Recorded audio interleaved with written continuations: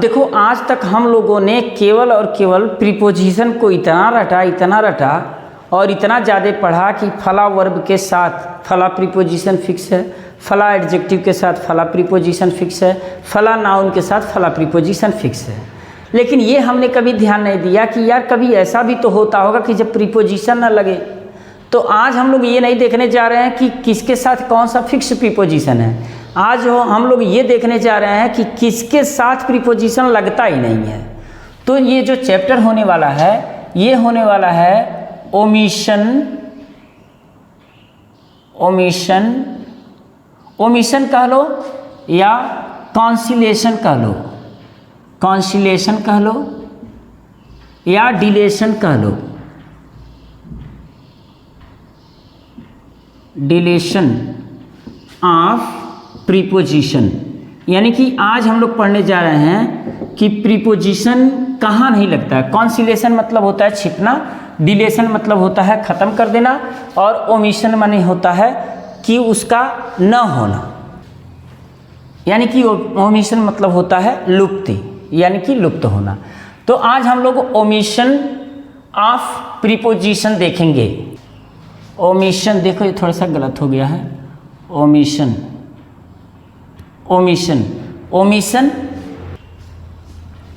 Conciliation को कॉन्सिलमेंट भी कर सकते हैं, कॉन्सिलमेंट हो जाएगा, डिलीशन का डिलीशन रहेगा। यानी कि ओमिशन यानी कि लुप्ति, आप जानो लुप्ति का मतलब गायब, गायब का मतलब अनुपस्थिति। यानी कि आज हम लोग प्रीपोजिशन की अनुपस्थिति देखेंगे कि कहाँ कहाँ प्रीपोजिशन नहीं लगता है। तो पहला तो आप नोट कर लो कि एडवर्ब से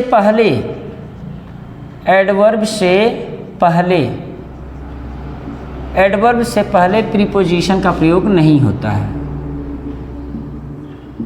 एडवर्ब से पहले प्रीपोजिशन का प्रयोग नहीं होता है।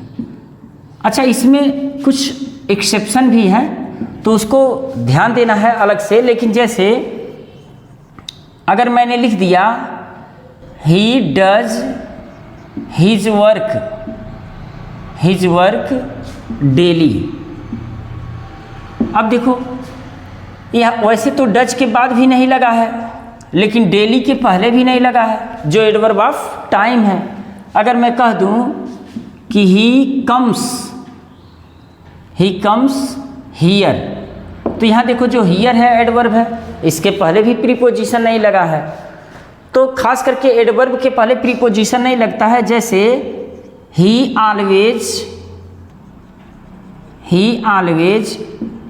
Comes here. अब देखो, ऑलवेज जो एडवर्ब है इसके पहले भी नहीं लगा है, जो हियर एडवर्ब है इसके पहले भी नहीं लगा है। तो बहुत से एडवर्ब के पहले प्रीपोजिशन नहीं लगता है। बच्चे अक्सर पूछते हैं कि हियर के पहले प्रीपोजिशन नहीं लग रहा है, डेली के पहले प्रीपोजिशन नहीं लग रहा है। जैसे ही विल रीड टुमारो, वह कल पढ़ेगा, तो यहाँ टुमारो के पहले प्रीपोजिशन नहीं लगा है, तो एडवर्ब के पहले प्रीपोजिशन नहीं लगता है। दूसरा, ट्रांजिटिव वर्ब, जो ट्रांजिटिव वर्ब होते हैं, ट्रांजिटिव वर्ब का मतलब इसे हम कहेंगे सकर्मक क्रिया। तो ट्रांजिटिव वर्ब के बाद जो ऑब्जेक्ट आता है तो उसके पहले प्रीपोजिशन का प्रयोग नहीं किया जाता है। जैसे ही रीड्स, वह पढ़ता है, तो रीड जो है ट्रांजिटिव वर्ब है, और जब ट्रांजिटिव वर्ब है तो इसके साथ यहाँ प्रीपोजिशन नहीं लगेगा, ही रीड्स द बुक हो जाएगा, ही रीड्स द बुक। अगर आप यहाँ कर देते हो ही रीड्स टू द बुक, तो ये टू बिल्कुल गलत हो जाएगा, यानी कि सेंटेंस आपका गलत हो जाएगा। कुछ ऐसे भी वर्ब आएंगे, जैसे देखो ही सेड मी, अगर ऐसे मैं लिख दूं कि कहा, ये भी ट्रांजिटिव वर्ब होगा, यानी कि कहा, क्या कहा, तो कुछ ना कुछ तो कहा। लेकिन इसके साथ टू लगेगा। तो ये चीज़ ध्यान देना है कि जो फिक्स्ड प्रीपोजिशन है, कुछ एक्सेप्शन है, उनके साथ फिक्स प्रीपोजिशन ही लगेगा, लेकिन ट्रांजिटिव वर्ब के साथ ज़्यादा से ज़्यादा जो है वर्ब का प्रयोग, ट्रांजिटिव वर्ब के साथ ज़्यादा से ज़्यादा प्रीपोजिशन का प्रयोग नहीं किया जाता है। जैसे दे हैव डन, वे कर लिए, to their work, to their work. अब देखो यहाँ गलती क्या हो गई, डू मतलब होता है करना, तो वह करता है। आप कहोगे क्या करता है, तो आप कहोगे एक काम करता है, अपना काम करता है, कोई कुछ भी करता है। तो जो डू है ना, ये ट्रांजिटिव वर्ब है, और ये जो ऑब्जेक्ट है देयर वर्क, उसके पहले टू लगा है, जो कि बिल्कुल गलत है। तो एक चीज़ ध्यान देना कि एडवर्ब से पहले, ट्रांजिटिव वर्ब से पहले प्रीपोजिशन का प्रयोग नहीं किया जाता है। टाइम और प्लेस के पहले भी प्रीपोजिशन नहीं लगाते हैं। टाइम तथा प्लेस, टाइम तथा प्लेस के पहले प्रीपोजिशन का प्रयोग नहीं होता है। प्रीपोजिशन का प्रयोग नहीं होता है। इसमें दो चीज़ें हैं, अभी आप देखोगे ना तो आंख खुली की खुली रह जाएगी, तो इसलिए थोड़ा सा ध्यान देना है। आपने ये तो ध्यान दे दिया कि टाइम तथा प्लेस के पहले प्रीपोजिशन का प्रयोग नहीं होगा, लेकिन एक चीज़ और ध्यान देना है कि टाइम तथा प्लेस के पहले क्वालिफाइंग वर्ड्स, क्वालिफाइंग वर्ड्स का मतलब एडजेक्टिव। जैसे qualifying words this, that, next, last, every, all, या इस तरह के और भी क्वालिफाइंग वर्ड्स हैं, तो उनके पहले प्रीपोजिशन का प्रयोग नहीं किया जाएगा। जैसे अगर मैं कह दूं ही इज कमिंग, और मैं कह दूं इन दिस नाइट, तो ये बिल्कुल गलत हो जाएगा, क्योंकि इनका प्रयोग नहीं होगा। यहाँ पर क्वालिफाइंग वर्ड लगा हुआ है दिस। वैसे भी अर्थ देख लो, he is coming this night होगा कि वह इस रात आ रहा है, इस रात में नहीं आ रहा है। तो इसका मतलब इनका प्रयोग क्यों नहीं होगा, क्योंकि यहाँ क्वालिफाइंग वर्ड लगा हुआ है। अगर इसी को कह दें ही इज गोइंग, अब आप जानते हो कम, गो और गेट के साथ फिक्स प्रीपोजिशन टू लगता है, तो he is going to next day, तो he is going to next day नहीं रहेगा, क्योंकि जो डे है ना उसके पहले क्वालिफाइंग वर्ड्स नेक्स्ट लगा है, तो ये टू नहीं रहेगा, भले फिक्स प्रीपोजिशन है। एक और देखो, जैसे ही इज गोइंग एब्रॉड।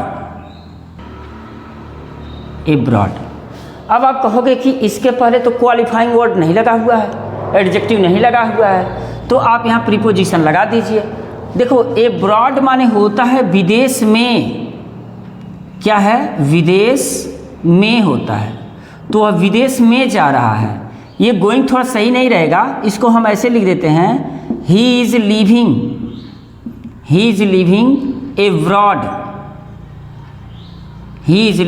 एब्रॉड, यानी कि वह विदेश रह रहा है। तो ये विदेश नहीं है, विदेश में रह रहा है, तो इसके साथ में खुद जुड़ा होता है, आपको लगाने की ज़रूरत नहीं है। ये चीज़ें क्लियर हो गई कि प्रीपोजिशन का प्रयोग हम नहीं करेंगे कब, जब जो टाइम होगा और जो प्लेस होगा। प्लेस को भी देख लो, प्लेस जैसे हमने यहाँ दिया है, और जैसे ये दे रहे हैं कि Ram was going outside, outside. तो गो के बाद टू फिक्स प्रीपोजिशन लगता है, लेकिन यहाँ पर नहीं लगेगा।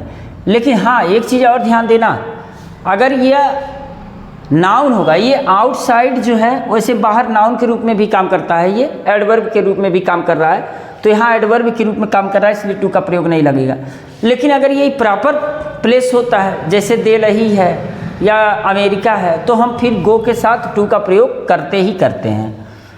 अब दूसरा इसमें देख लो सिस्टम, इनके साथ लास्ट के साथ प्रीपोजिशन का प्रयोग होगा, डे के साथ प्रीपोजिशन का प्रयोग होगा, नाइट के साथ प्रीपोजिशन का प्रयोग होगा, लेकिन कब होगा, तो इसका भी सिस्टम है, कब होगा कब नहीं होगा। तो ये एक चीज़ फिर से ध्यान दे दो कि टाइम और प्लेस के पहले this, that, next, last, every या इस टाइप का, ऑल, इस टाइप का कोई क्वालिफाइंग वर्ड है तो उसके साथ प्रीपोजिशन का प्रयोग नहीं होगा।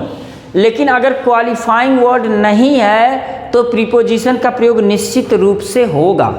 कैसे होगा निश्चित रूप से, इसको देखो। यदि टाइम के साथ क्वालिफाइंग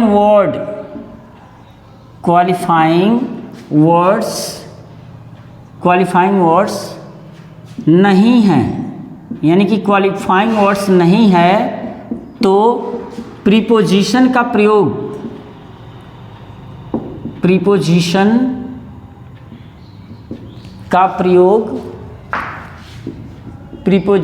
प्रयोग कंपल्सरी लगेगा ही लगेगा,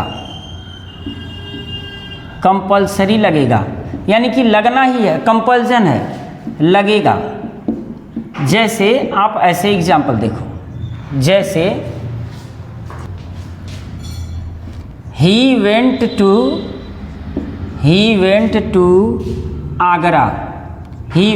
आगरा, और हमने कह दिया कि the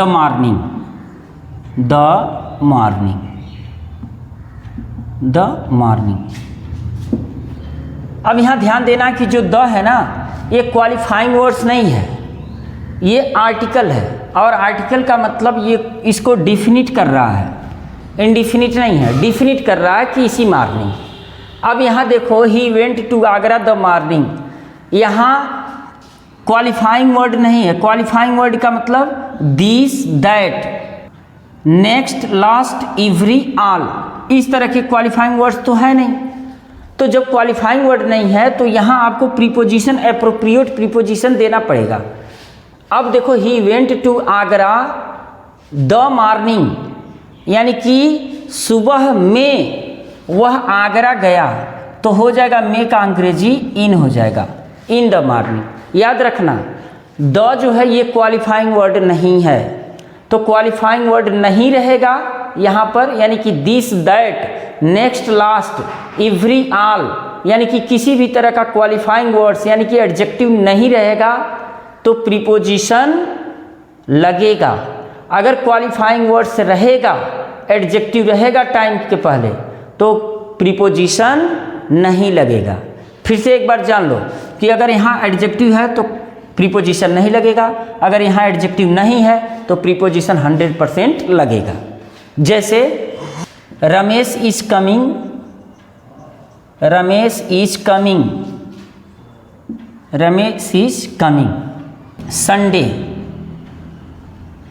Ramesh is coming Sunday. आप कहोगे कि फिर अच्छा एक और मैं दूंगा। अब देखो, रमेश इज कमिंग संडे, यानी कि रमेश रविवार को आ रहा है। तो जब कभी भी यहाँ ध्यान देना कि जब नेम ऑफ डे हो, नेम ऑफ मंथ हो, नेम ऑफ ईयर हो, तो ऐसे में फिक्स है कि कौन सा दिन है, कौन सा महीना, कौन सा वर्ष है, तो हम ऑन का प्रयोग करते हैं, ये फिक्स है, इसको भी ध्यान देना। समय देखो, पॉइंट ऑफ टाइम के लिए ऑन का प्रयोग होगा और पीरियड ऑफ टाइम के लिए एट का प्रयोग होगा, ठीक है। और इसी को मैं लिख दूं, Ramesh is coming, Ramesh is coming, और फिर यहाँ मैं लिख दूं दिस संडे, दिस संडे। तो देखो, ये पॉइंट ऑफ टाइम है, लेकिन यहाँ हम इनका प्रयोग या आन का प्रयोग नहीं कर सकते। क्यों? क्योंकि इसके पहले एडजेक्टिव लगा है, क्वालिफाइंग वर्ड्स लगा है। तो जब क्वालिफाइंग वर्ड रहेगा तो यहाँ प्रीपोजिशन का प्रयोग नहीं करेंगे। वैसे भी अर्थ क्लियर हो जाएगा अगर थोड़ा सा दिमाग लगाओगे तो। जैसे Ramesh is coming on Sunday, यानी कि रमेश रविवार को आ रहा है, और ये कह रहा है Ramesh is coming this Sunday, यानी कि रमेश इसी रविवार को आ रहा है। तो यहाँ फिर प्रीपोजिशन लगाने का सवाल ही पैदा नहीं होता, इसका अर्थ वैसे भी निकल जा रहा है। अब देखो गलती कहाँ होता है कि कुछ वर्ब ऐसे होते हैं जहाँ पर बिना चाहते हुए भी प्रीपोजिशन लगा देते हैं। अच्छा, कुछ बच्चे ये सोच रहे हैं, जैसे आप देख रहे हो तो ये सोच रहे होगे कि अगर आप ये लिख दीजिए Ramesh comes daily, Ramesh comes daily, तो इसके पहले तो क्वालिफाइंग वर्ड्स है नहीं और ये टाइम भी है, तो इसके पहले आप प्रीपोजिशन क्यों नहीं लगा रहे हैं?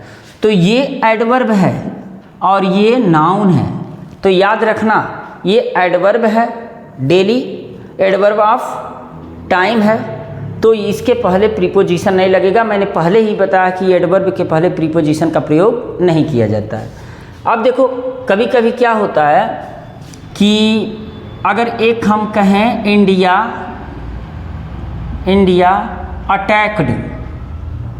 अटैक्ड ऑन पाकिस्तान, यानी कि इंडिया ने पाकिस्तान पर धावा बोल दिया, लाइन चली गई है, लेकिन जान लो इंडिया अटैक्ड ऑन पाकिस्तान ये गलत है। क्यों गलत है इसको हम लोग फिर देखेंगे कि कौन कौन से वर्ब ऐसे होंगे जिनके साथ प्रीपोजिशन का प्रयोग नहीं होगा, लेकिन अगर नाउन होंगे तो उनके साथ प्रीपोजिशन का प्रयोग होगा। तो देखो मेरे कहने का मतलब ये है कि जो अटैक है, अटैक मीन्स होता है हमला करना, अटैक मीन्स होता है आक्रमण करना, तो ये वर्ब के रूप में काम कर रहा है। अगर वर्ब के रूप में आप यूज करते हो तो प्रीपोजिशन का प्रयोग नहीं होगा, लेकिन अगर अटैक को आप नाउन के रूप में यूज करते हो तो प्रीपोजिशन ऑन का प्रयोग होगा। जैसे एग्जाम्पल के लिए अगर मैं ऐसा कह दूं रसिया अटैक्ड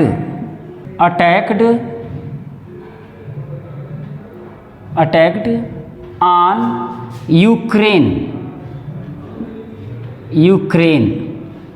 तो ये सेंटेंस गलत होगा, क्योंकि अटैक जब यहाँ वर्ब के रूप में है ना तो ऑन का प्रयोग नहीं होगा। लेकिन अगर इसी को अटैक को मैं नाउन के रूप में यूज कर दूं तो ऑन का प्रयोग हो जाएगा। जैसे हम कह दें द अटैक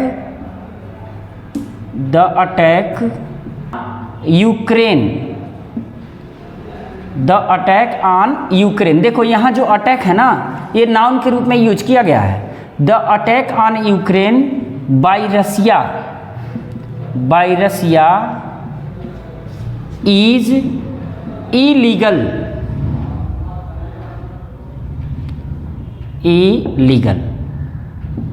यानी कि देखो यूक्रेन पर हमला, यानी कि यूक्रेन पर हमला खास करके रसिया के द्वारा, तो रसिया के द्वारा यूक्रेन पर हमला इज इलीगल, ये अवैध है, गैर कानूनी है, लॉलेस है, यानी कि नियम विरुद्ध है। तो यहाँ अटैक का प्रयोग जब आप नाउन की तरह करोगे तो ऑन का प्रयोग होगा, लेकिन जब अटैक को वर्ब की तरह यूज करोगे तो ऑन का प्रयोग या किसी भी प्रीपोजिशन का प्रयोग नहीं होगा। तो कुछ वर्ड्स ऐसे हैं जिनके साथ प्रीपोजिशन का प्रयोग होता ही नहीं है, और अगर होता है तो रॉन्ग वे से होता है, गलत होता है। तो कौन कौन से प्रीपोजिशन है? जैसे सबसे पहले तो है अटैक मीन्स होता है हमला करना, इसके साथ हम गलत प्रीपोजिशन यूज करते हैं, या तो प्रीपोजिशन, सही बात तो यह है कि यूज करना ही नहीं चाहिए। एक कंपनी मीन्स होता है साथ देना, रिक्वेस्ट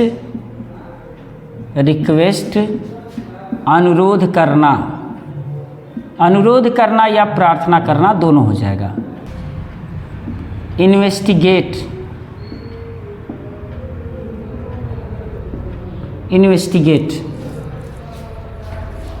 इन्वेस्टिगेट मीन्स होता है छानबीन छानबीन करना। इन्फॉर्म, इन्फॉर्म मीन्स होता है सूचित करना, सूचित करना। ओबे, ओबे मीन्स होता है आज्ञा मानना, आज्ञा मानना या आज्ञा का पालन करना। कंप्राइज, कंप्राइज मीन्स होता है शामिल करना, शामिल करना मतलब इंक्लूड, शामिल करना। आर्डर, आर्डर मीन्स होता है आदेश देना, आदेश देना। Reach, REACH, reach, reach means होता है पहुंचना। रिजेंबल, रिजेंबल माने होता है के समान होना, के समान, अगर यहाँ ही दिखाई दे रहा है तो मैं बोल रहा हूँ के समान होना या के सदृश होना। रेसिस्ट माने होता है विरोध करना, विरोध करना, रेसिस्ट विरोध करना। वायलेट, वायलेट मीन्स होता है तोड़ना या भंग करना, भंग करना। खास करके अभी और भी होते हैं, लेकिन इतना वर्ब हम लोग ले रहे हैं जिनके साथ या तो प्रीपोजिशन का प्रयोग होता ही नहीं है, और अगर प्रीपोजिशन का प्रयोग होता है तो फिक्स प्रीपोजिशन लगेगा कि इनके साथ कौन सा प्रीपोजिशन प्रयोग करना है। जैसे अटैक का आपने जान लिया, एक कंपनी का जानिए, एक कंपनी के साथ कोई भी प्रीपोजिशन का प्रयोग नहीं किया जाता है। देखो, एक कंपनी के साथ प्रीपोजिशन नहीं लगेगा। जैसे दे ए कंपनीड, ए कंपनीड, उन लोगों ने साथ दिया। एक कंपनीड, अगर मैं यहाँ मी के पहले अगर कोई प्रीपोजिशन लिख देता हूँ, जैसे दे ए कंपनीड टू मी, यानी कि उन लोगों ने मुझे साथ दिया, तो मुझको साथ दिया, तो वो गलत हो जाएगा। एक कंपनी के साथ कोई भी प्रीपोजिशन नहीं रहेगा। तो they accompanied me in odds situation, odds situation, situation, ठीक है। नेक्स्ट देखो, दिया है रिक्वेस्ट। रिक्वेस्ट के साथ प्रीपोजिशन का प्रयोग होगा, लेकिन जब नाउन के रूप में यूज होगा तब होगा। जैसे ही रिक्वेस्टेड, ही रिक्वेस्टेड, अगर आप लगा देते हो to me, requested to me, तो ये गलत हो जाएगा, टू का प्रयोग नहीं होगा। लेकिन अगर रिक्वेस्ट को नाउन के रूप में हम यूज करते हैं तो फिर थिंग के लिए अगर यूज करते हैं तो फॉर का प्रयोग होगा। जैसे his request, his request for a, his request for a motorcycle, motorcycle maddened, maddened his father, यानी कि मोटरसाइकिल के लिए उसका अनुरोध, जो मोटरसाइकिल के लिए वो अनुरोध कर रहा था, तो उसका अनुरोध फॉर अ मोटरसाइकिल, यानी कि मोटरसाइकिल के लिए उसका अनुरोध, उसका रिक्वेस्ट मैडेंड हिज फादर, उसके पिताजी को पागल कर दिया। तो यहाँ देखो, जब रिक्वेस्ट नाउन के रूप में यूज हुआ है तो फॉर का प्रयोग करेंगे, लेकिन रिक्वेस्ट का प्रयोग अगर वर्ब की तरह होगा तो टू का प्रयोग नहीं करेंगे। अब इसी तरह से इन्वेस्टिगेट है। नेक्स्ट है इन्वेस्टिगेट। इन्वेस्टिगेट मीन्स होता है छानबीन करना, छानबीन करना। तो इन्वेस्टिगेट अगर वर्ब के रूप में रहेगा तो कोई प्रीपोजिशन नहीं होगा। जैसे the inspector, the inspector investigated, investigated this matter, यानी कि इंस्पेक्टर ने इस मैटर का इन्वेस्टिगेट किया, यानी कि छानबीन किया, इंस्पेक्टर इन्वेस्टिगेटेड दिस मैटर, यानी कि इन्वेस्टिगेट के बाद वर्ब प्रीपोजिशन का प्रयोग नहीं होगा। इन्वेस्टिगेट मीन्स होता है छानबीन करना, अगर यहीं पर इंक्वायर रहेगा ना तो इंक्वायर इनटू हो जाएगा, इंक्वायर्ड इनटू दिस मैटर, तो इंक्वायर्ड के साथ इनटू का प्रयोग किया जाएगा। दरअसल इंक्वायर्ड इनटू मीन्स छानबीन करना होता ही है।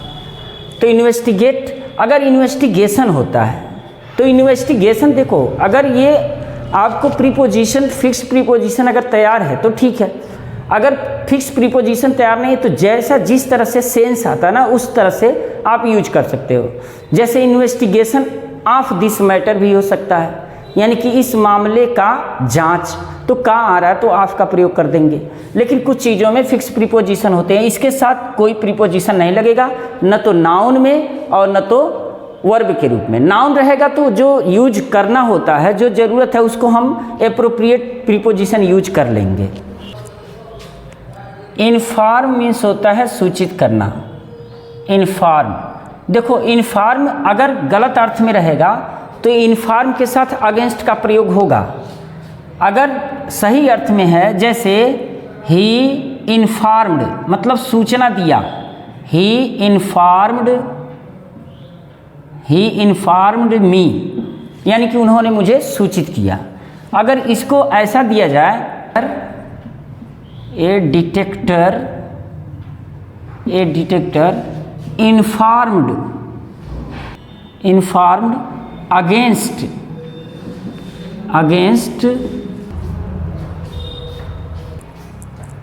सॉरी, ये डिक्टेटर नहीं डिटेक्टिव होता है। डिटेक्ट से बना हुआ है डिटेक्टिव मतलब होता है जासूस।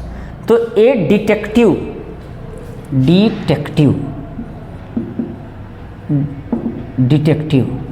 ए detective informed against the criminal.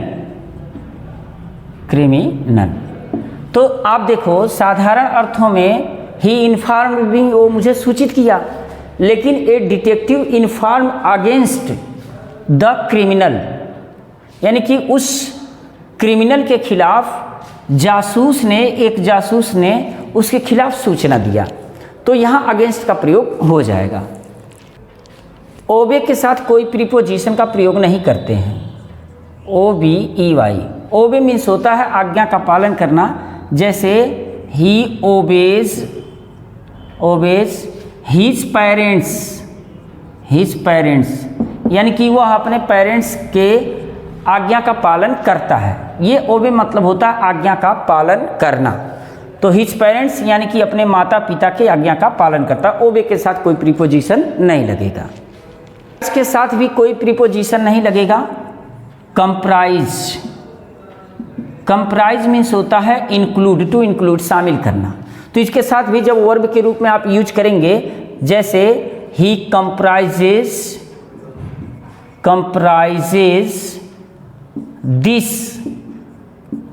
This matter इन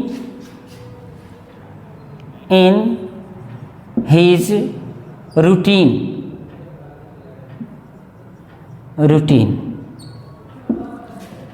यानी कि वह अपने दिनचर्या में इस मामले को शामिल कर लेता है या शामिल करता है।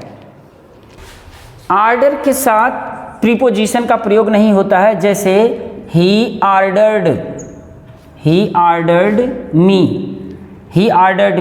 लेकिन अगर इसको आप नाउन की तरह यूज करोगे तो ऑर्डर के बाद फॉर या अगेंस्ट का प्रयोग हो जाएगा, अगेंस्ट या फॉर का प्रयोग हो जाएगा। तो जैसे ऑर्डर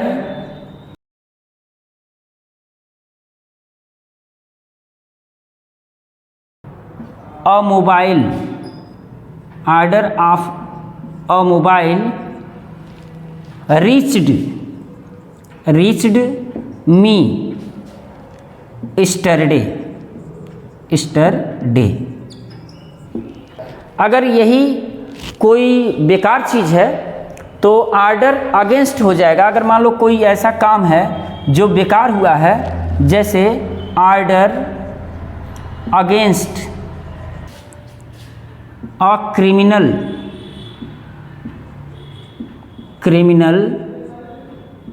वाज चार्ज्ड, यानी कि क्रिमिनल के खिलाफ जो आदेश था वह दोषारोपित किया गया, तो यहाँ आर्डर के बाद अगेंस्ट का प्रयोग हो जाएगा।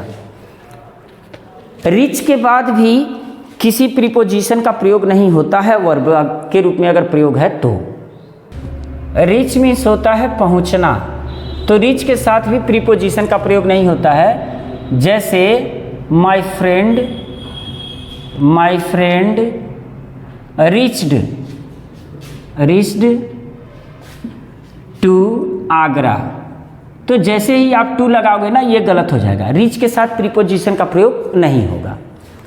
और इसी तरह से रिजेंबल, रेसिस्ट और वायलेट हैं जिनके साथ प्रीपोजिशन का प्रयोग नहीं किया जाएगा। तो ये चीज़ें आपको खास करके ध्यान देनी है कि अगर प्रीपोजिशन का हम प्रयोग करते हैं तो रॉन्ग प्रीपोजिशन का प्रयोग कर देते हैं, या जिसमें प्रीपोजिशन प्रयोग ही नहीं होता है उसका भी हम प्रयोग कर लेते हैं। तो उम्मीद करता हूँ कि वीडियो आपके लिए बहुत अच्छी रही होगी। और फिक्स प्रीपोजिशन है या रॉन्ग प्रीपोजिशन है या प्रीपोजिशन का जो ओमिशन है यानी कि लोप होता है, कहाँ प्रीपोजिशन नहीं लगता, ये गलती हम ज़्यादा करते हैं। बाकी कहाँ प्रीपोजिशन लगता है, कौन सा प्रीपोजिशन लगता है ये तो हमको पता रहता है, लेकिन प्रीपोजिशन कहाँ नहीं प्रयोग किया जाता ये हमको पता नहीं रहता है। तो ये वीडियो काफ़ी हेल्पफुल रही होगी, उम्मीद कर रहा हूँ। और अगर चैनल पर आप नए हैं तो सब्सक्राइब कर लीजिए और वीडियो मित्रों को शेयर कीजिए। मिलते हैं नेक्स्ट वीडियो में छोटे से ब्रेक के बाद।